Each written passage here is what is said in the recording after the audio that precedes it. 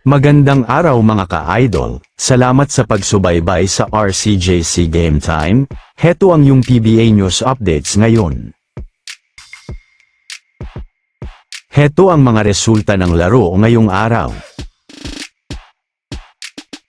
First game, pinatumba ng TNT Tropang 5G ang koponan ng Meralco Bolts upang makaabante sa serye sa score na 103-95. Si Chris McCulloch ang best player of the game na umiskor ng 42 points, kasama ang 11 rebounds, sa 3 of 5 sa 3 points territory.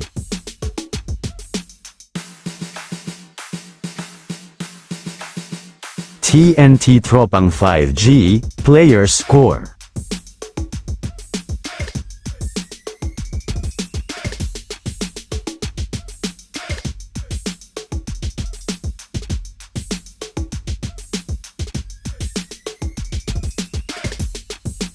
Meralco Bolts, player score.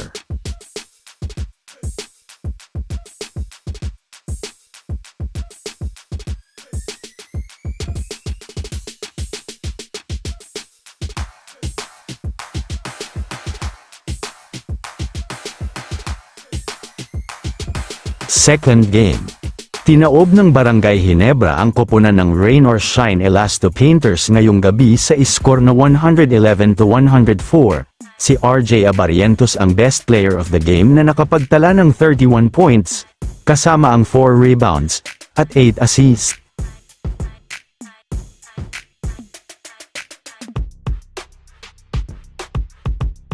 Barangay Ginebra, player score.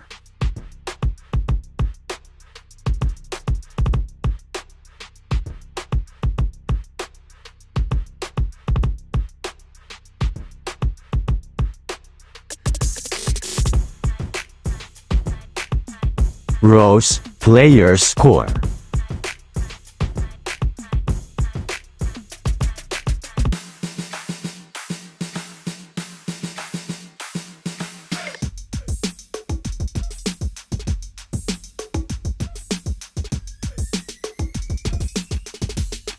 Heto ang PBA Season 50, Commissioner's Cup, Semifinals Team Standings.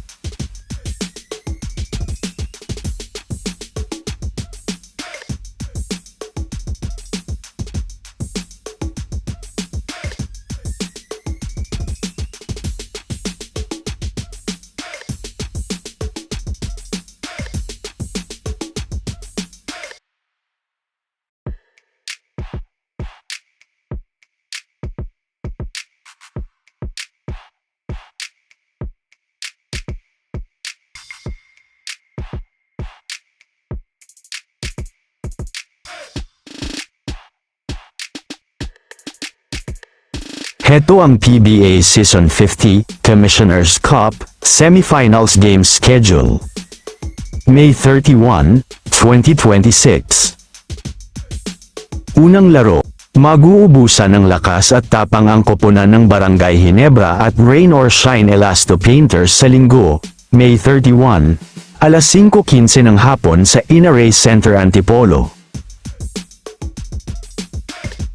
At ang huling laro, magsusukatan muli kung sino ang malakas at matikas sa pagitan ng Meralco Bolts at TNT Tropang 5G sa linggo, May 31, 2026, alas 7:30 ng gabi sa Inaray Center Antipolo. Mga ka-idolo, semifinals na, comment mo naman ang paborito mong team na mananalo sa serye, at magtuloy-tuloy sa championship round, mag-subscribe ka na para updated ka lagi sa PBA.